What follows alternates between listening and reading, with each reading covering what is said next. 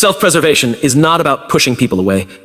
It's about protecting the space that allows you to bring your best self forward. When you're constantly absorbing other people's negativity, criticism, or manipulation, you don't just lose time, you lose clarity, creativity, and the ability to make sound decisions. Smart people understand that their mental and emotional energy is a limited resource, and they treat it with care. They know that when you guard that energy, you're not being cold, you're being responsible. It's easy to confuse self-preservation with selfishness, especially if you've been taught to always put others first. But there's a difference between generosity and self-sacrifice to the point of harm. If your kindness is draining you instead of energizing you, it stops being sustainable. Smart people recognize that they can't pour from an empty cup. They make sure their internal well-being is stable so they can keep showing up with authenticity and strength. When someone toxic enters your space, they often pull you into their emotional storm. You start adjusting your mood to their mood, your day to their drama, your priorities to their urgency. Self-preservation means stepping out of that storm. Not to ignore the person, but to stay steady enough to decide how to engage. It's about holding on to your inner calm while chaos swirls around you. In workplaces, families, or friendships, self-preservation often looks like creating invisible guardrails. These guardrails aren't walls, they're lanes that guide your interactions so you can stay aligned with your values.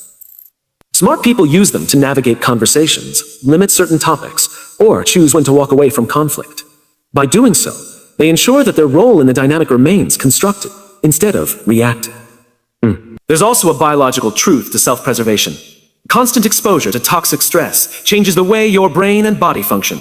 Your focus narrows, your decision-making suffers, and your ability to trust your instincts weakens. Smart people take this seriously. They know their well-being isn't just about feelings. It's about the long-term health of their mind and body. Self-preservation requires a shift in mindset from I'm being mean to I'm maintaining my balance.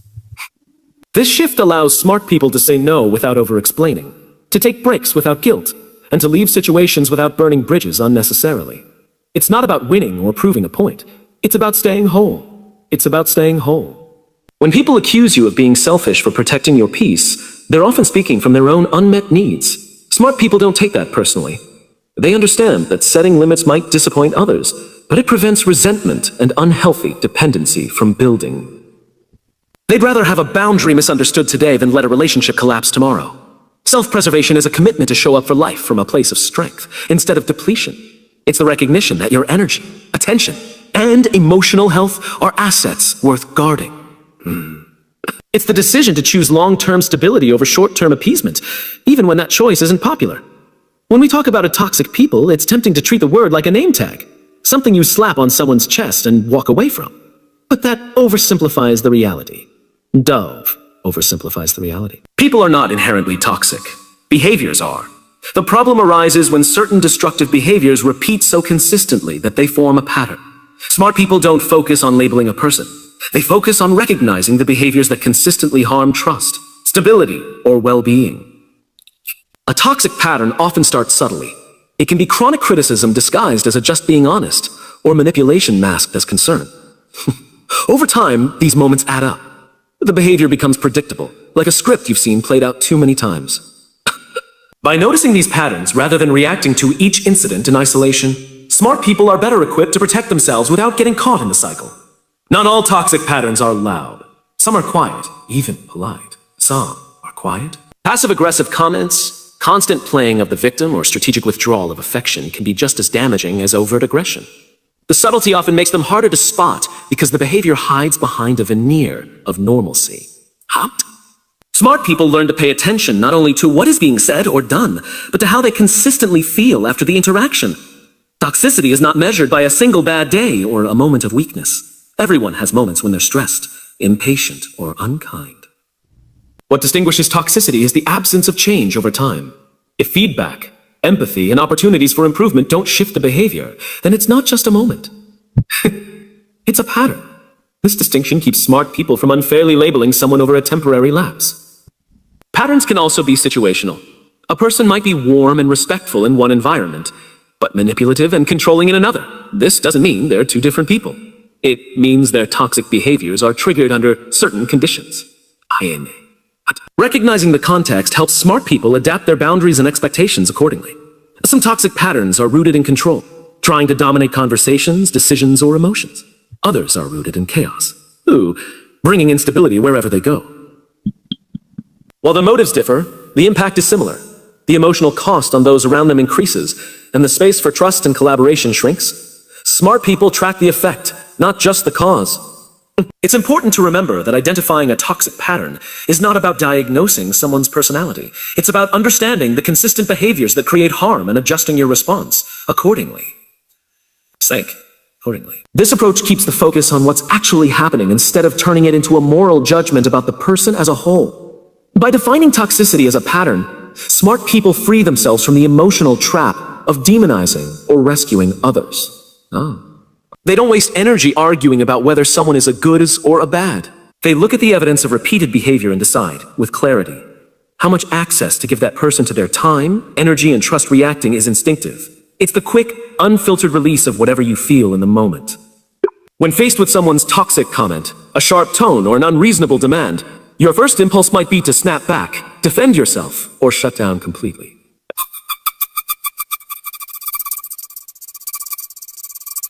Smart people understand that if you let the other person's behavior dictate your behavior, you've already handed them control of the interaction. Responding is different. Responding is deliberate. It's the pause between stimulus and action, where you decide what outcome you want before you speak or act. That pause is a power move, not because it intimidates the other person, but because it gives you the space to align your words and actions with your values instead of your frustration. When you respond instead of react, you avoid becoming part of the toxic cycle. Toxic people often thrive on triggering emotional outbursts. They know it shifts the focus away from their behavior and onto yours. By staying measured, you deny them the satisfaction of pulling you off balance. You remain anchored while they remain exposed in their own behavior. Responding requires emotional discipline, and that comes from self-awareness. Smart people pay attention to their emotional cues: the tight jaw, the racing thoughts, the urge to interrupt. Those signals tell them they're at risk of reacting impulsively. Instead of charging forward, they slow down. Sometimes by taking a deep breath. Sometimes by saying, "I need a moment to think about that." The pause also allows space for strategy. A reaction might feel good in the moment, but a well-crafted response can influence the direction of the conversation. It can diffuse tension, redirect focus to the real issue, or make it clear that certain behavior won't get a rise out of you. Smart people see every interaction as an opportunity to either escalate or de-escalate, and they choose with purpose. Responding doesn't mean being passive or avoiding confrontation. It means you engage on your terms. You can still call out disrespect, address lies, or correct misrepresentations, but you do it without losing composure. This makes your message stronger because it's not clouded by defensiveness or anger. Over time, consistent responses instead of reactions build a reputation. People learn that you can't be baited, that your mood isn't easily hijacked. This not only discourages toxic behavior, but also attracts people who value respectful, solution-focused communication. Your steadiness becomes part of your influence. Choosing to respond instead of react is not about suppressing emotion. It's about channeling it effectively. Anger can fuel clarity. Frustration can highlight boundaries. Disappointment can inspire better standards. Smart people use that energy to guide their words and actions, not to be consumed by them. Emotional detachment is not about becoming cold or uncaring. It's about creating enough emotional space to see situations clearly. When someone toxic tries to provoke, manipulate, or guilt you, they're often counting on you to get tangled in their emotions. If you're too enmeshed, you lose perspective, and your decisions become reactive rather than intentional. Smart people practice detachment so they can observe without absorbing. This doesn't mean they stop feeling. They still experience empathy, concern, and compassion. The difference is they know where their responsibility ends and the other person's begins. Emotional detachment allows them to care about someone's struggles without carrying the full weight of those struggles themselves. It's a recognition that you can be supportive without becoming a casualty of another person's chaos. Detachment creates a buffer between you and the emotional storms of others. Imagine it like standing under a roof in heavy rain.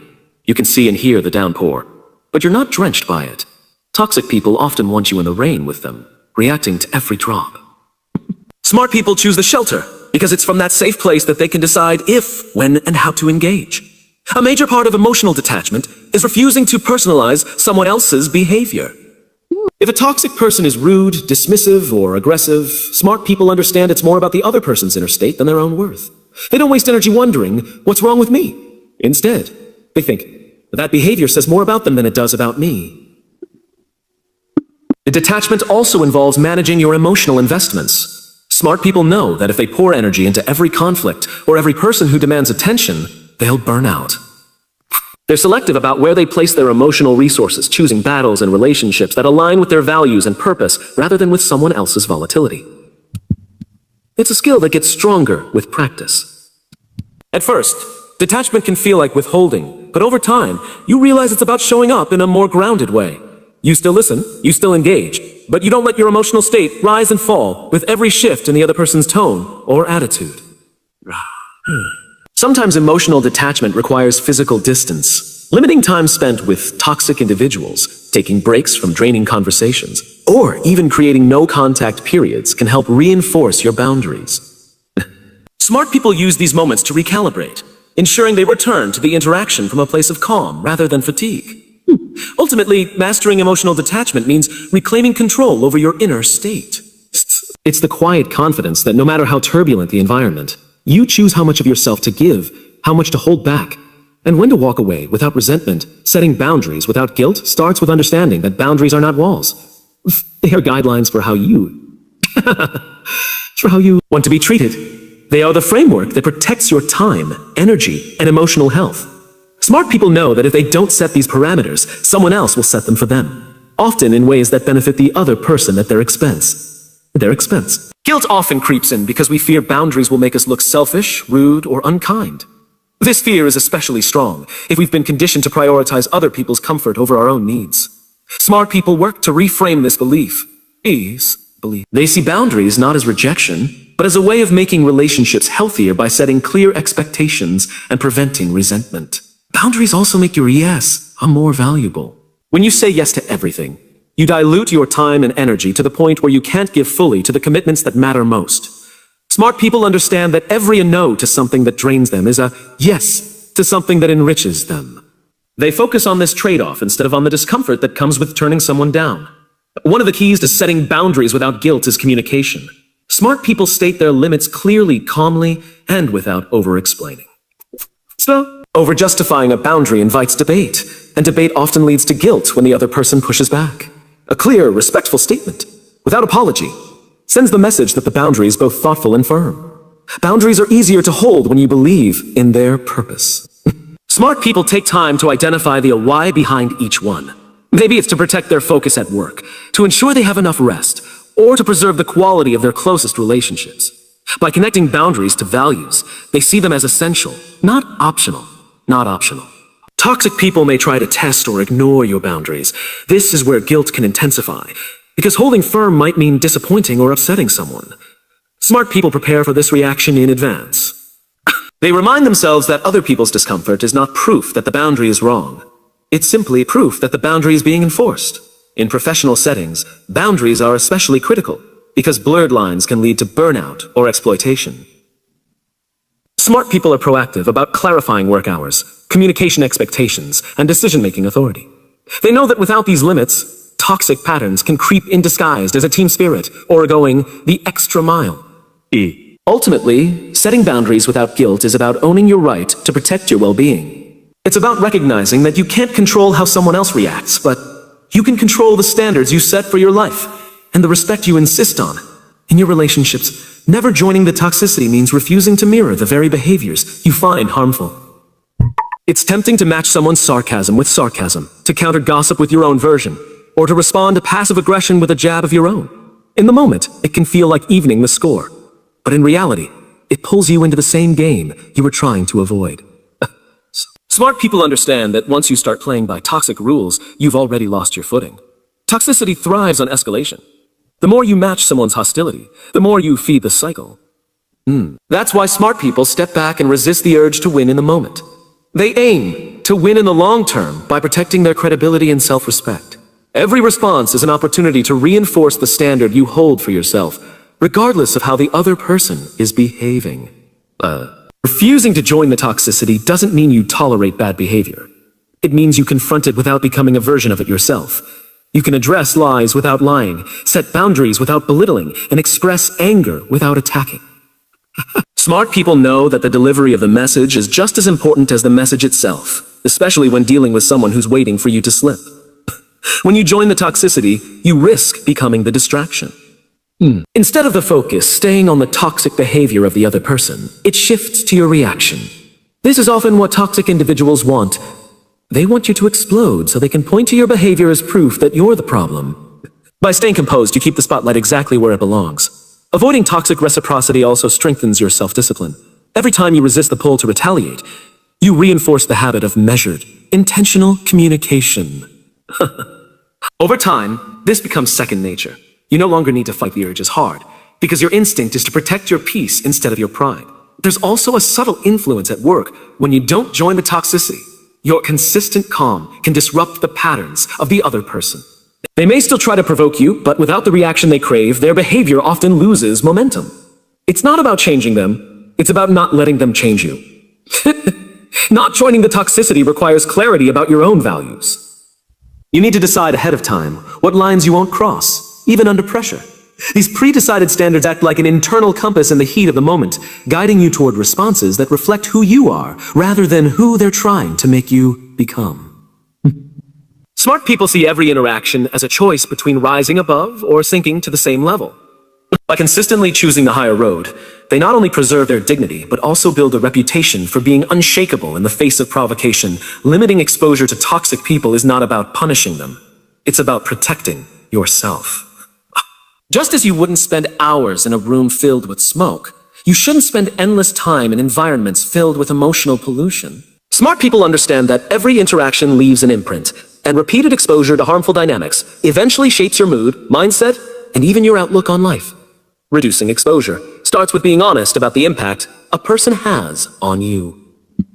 This requires paying attention to how you feel before, during, and after each interaction. If you consistently walk away drained, tense, or second-guessing yourself, it's a sign that the relationship may require tighter boundaries. Smart people treat these signals as data, not as something to ignore or rationalize away. Limiting exposure can take many forms. It might mean declining invitations, shortening conversations, or avoiding certain discussion topics. It can mean structuring your work or personal schedule so that you cross paths less often. Smart people see these adjustments not as avoidance, but as strategic resource management, choosing where their time and energy will have the most positive return. Technology adds another layer to exposure. Smart people recognize that toxic influence can reach them through messages, social media, or email. They mute, unfollow, or filter when necessary, not out of spite, but to create a healthier digital environment. Reducing virtual exposure can be just as important as limiting face-to-face contact. There's often a fear that limiting exposure will be noticed or resented. Smart people accept that it might be, but they also know that no one else can prioritize their well-being for them. They're willing to face temporary discomfort if it means avoiding the long-term erosion of their mental and emotional stability. In professional settings, limiting exposure can require diplomacy. You may not be able to avoid a toxic coworker entirely, but you can control the depth of engagement. Smart people keep interactions brief, stick to relevant topics, and resist the pull into personal drama. They maintain professionalism without offering unnecessary access. Sometimes limiting exposure involves building a stronger support network. When toxic interactions are unavoidable, smart people balance them with relationships that are uplifting and nourishing. This helps neutralize the emotional residue left by the toxic person and keeps them from dominating your mental landscape. The core of limiting exposure is recognizing that access to you is a privilege, not a default. Smart people decide who gets their time and attention based on alignment with their values, respect for boundaries, and contribution to mutual well-being. Focusing on your own growth is the most effective way to keep toxic people from dominating your attention. When you channel your energy into learning, improving, and building, you naturally have less space for drama.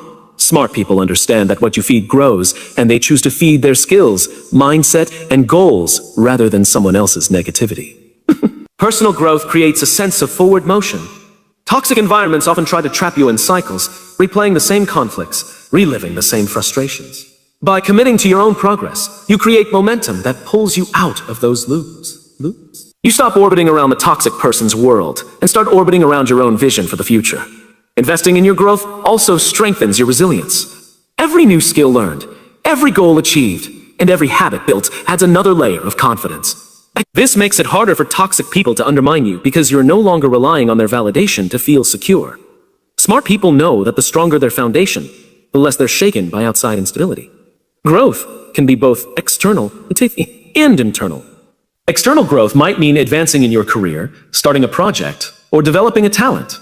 Internal growth means improving emotional intelligence, strengthening boundaries, and cultivating self-awareness. Smart people value both, because toxic people often attack you in both arenas by challenging your competence and by testing your emotional stability.